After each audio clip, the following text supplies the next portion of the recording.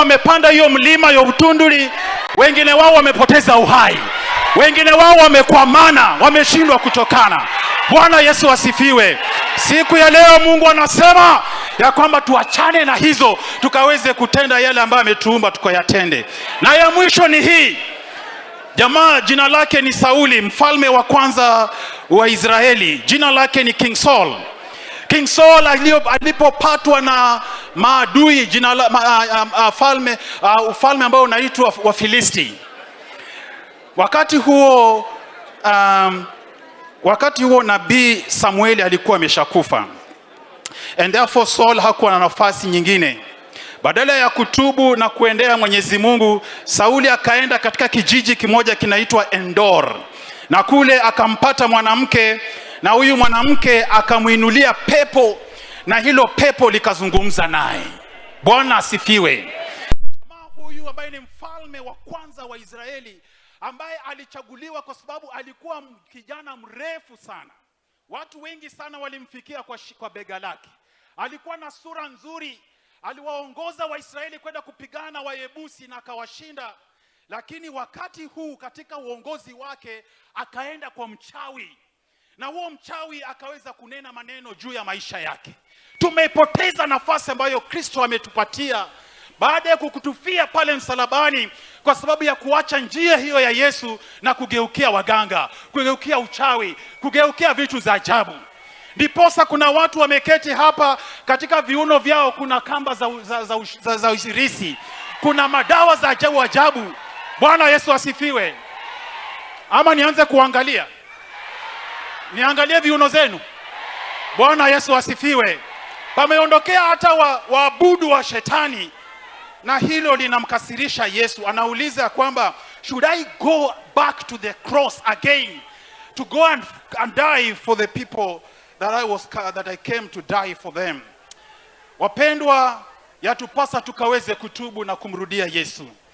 Kitabu cha Yakobo sura ya 4 mstari wa 8 unasema, mkaribieni Yesu naye atawakaribia.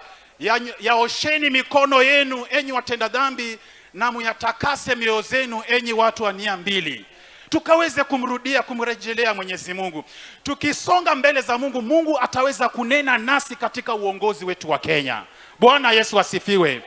Haikulazimu vijana wa Gen Z kuweza kukumbusha ufalme na utawala wa nchi hii ya kwamba nchi inaenda mrama.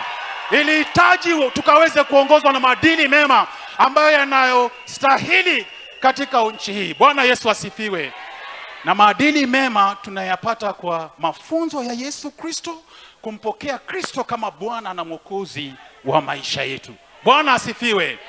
Mungu atubariki sana. Mungu atuongoze sana kama nchi ya Kenya. Tusigawanyike, tuwe na umoja, tuweze kufurahia yale ambayo Mungu ametuumbia katika nchi hii. Tusimame sote na tuombe.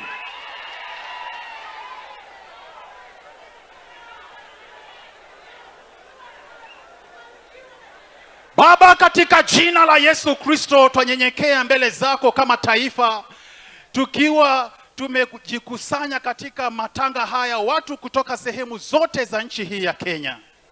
Sote tunakiri kwamba tumetubu na kwenda kinyume na mapenzi yako, kwa kutenda yale ambao haukutuumba tukaweze kuyatenda, na kuacha njia ambayo ulituandalia.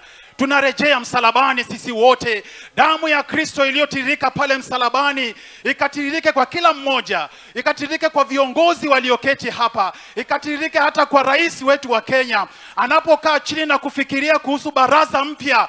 Jehova Jire, ukamuongoze kwa njia inayofaa, na nchi hii ikaweze kuinuka tena na utukufu kurejee, kwa sababu wewe ni mwema.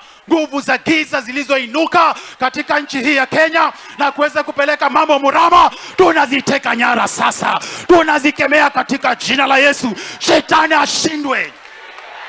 Baba Mungu, inuliwe na upewe sifa, kwa kuwa wewe ni mwema.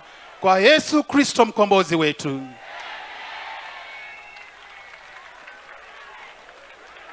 Aya, asante.